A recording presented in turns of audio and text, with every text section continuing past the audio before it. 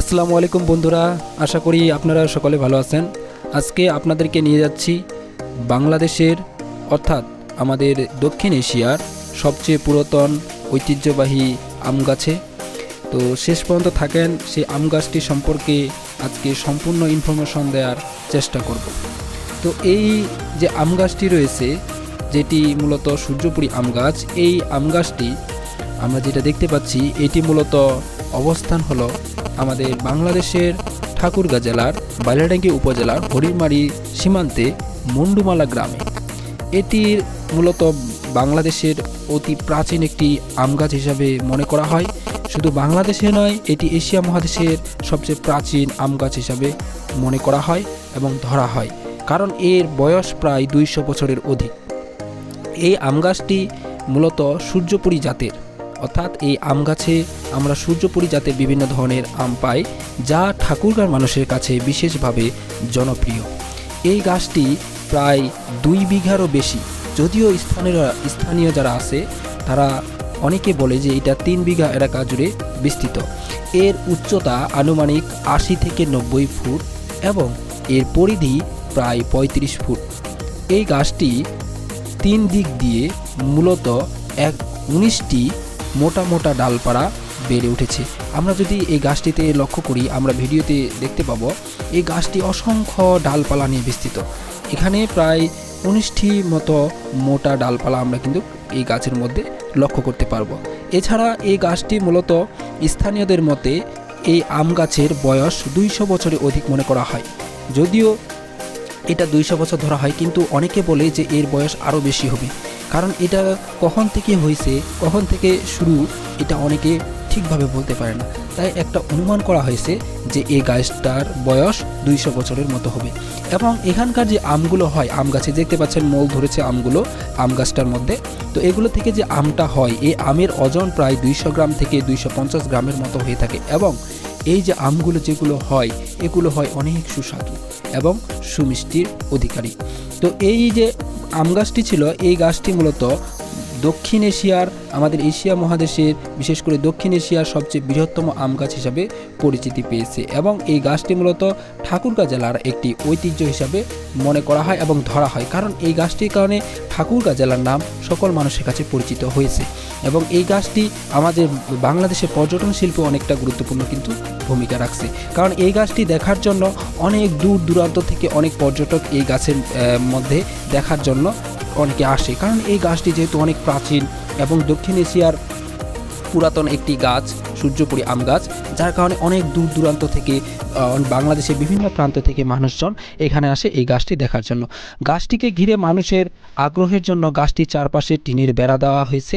টিনের বেড়া, বিভিন্ন ধরনের বেড়া দেওয়া হয়েছে এবং আমরা দেখতে পাই এই বেড়াগুলো দেওয়া হয়েছে নিরাপত্তার খাতিরে।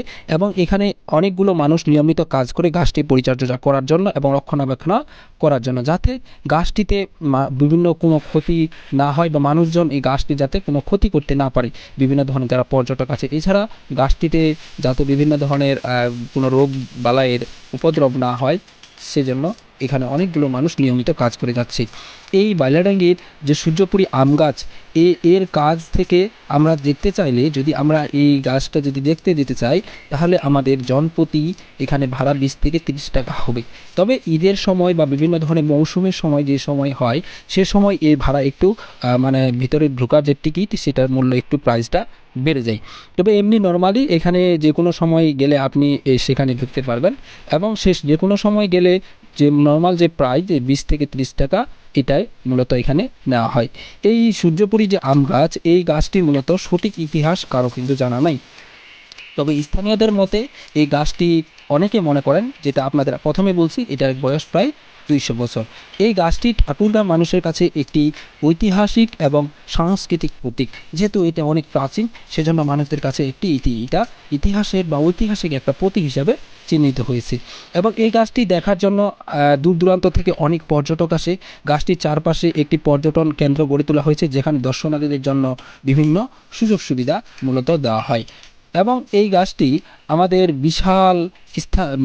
বিশাল যে আম গাছটি রয়েছে, এই গাছটি স্থানীয় পরিবেশের জন্য একটা গুরুত্বপূর্ণ অংশ। এবং এটি অনেক পাখি ও অন্যান্য প্রাণীদের আশ্রয়স্থল। তো আমরা অনেক পাখি কিন্তু এখানে আওয়াজও শুনতে পাই, বিভিন্ন ধরনের পাখিগুলো। যারা ভিডিওটা দেখছেন তারা আশা করি এই বিষয়গুলো খুব সুন্দরভাবে লক্ষ্য করতে পারছেন। এটি অনেক পাখি এবং অন্যান্য প্রাণীর আশ্রয়স্থলও, কারণ এখানে অনেক প্রাণী এবং পাখিগুলো আসে, তারা আবাসস্থল গড়ে তোলে এবং গাছটির প্রচুর পরিমাণে অক্সিজেন সরবরাহ করে, যা পরিবেশের ভারসাম্যর ক্ষেত্রে বজায় রাখে, যেহেতু একটু বিশাল বড় এলাকা জুড়ে বিস্তৃত সেই গাছটি। এবং এই গাছের আম স্থানীয় বাজারে বিক্রি করা হয় এবং এটি আমাদের গুরুত্বপূর্ণ, মানে তাদের বিশেষ করে যারা এই গাছের মালিক তার ক্ষেত্রে মূলত গুরুত্বপূর্ণ অর্থনৈতিক উৎস হিসাবে এটি বিবেচিত হয়েছে। পর্যটন কেন্দ্রটি স্থানীয় মানুষের জন্য কর্মসংস্থানের সুযোগ তৈরি করেছে।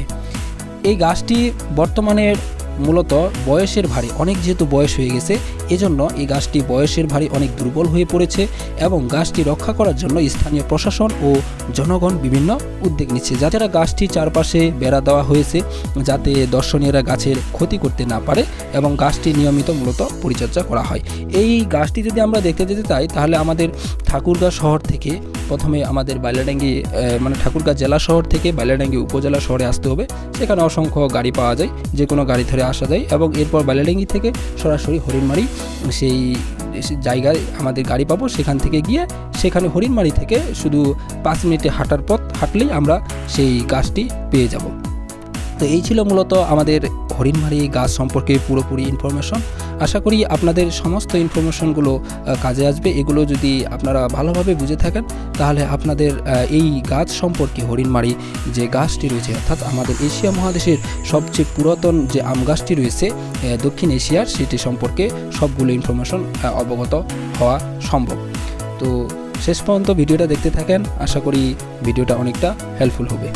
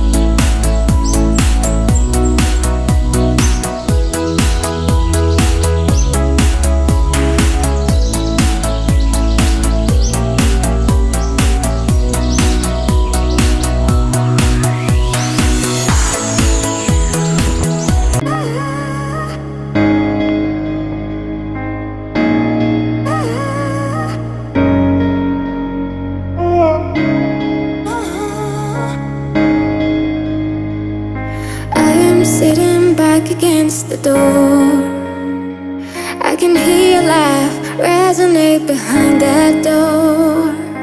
You don't even see me when she's there.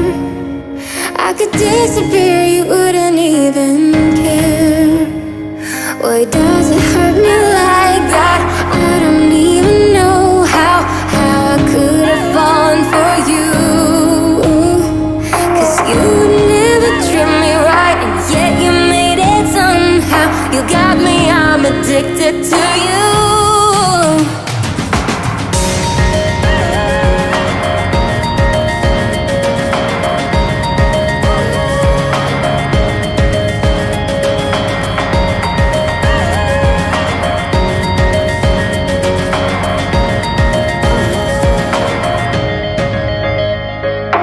I am sitting back against the door.